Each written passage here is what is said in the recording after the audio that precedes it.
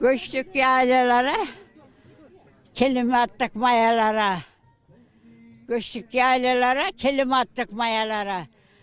Develere kelime atardık, kilimde okurduk, ala kilimde okurduk da develere atardık.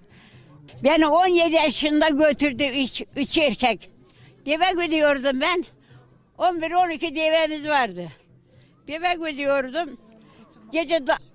Gece ekmek pişirdim. Davar ördüm geldim. Davarımız vardı. Davar ördüm geldim. Bir ilen de hamur yoğurdum.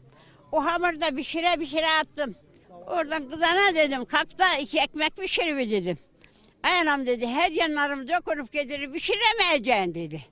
Pişiremeyeceksin deyince pişire attım.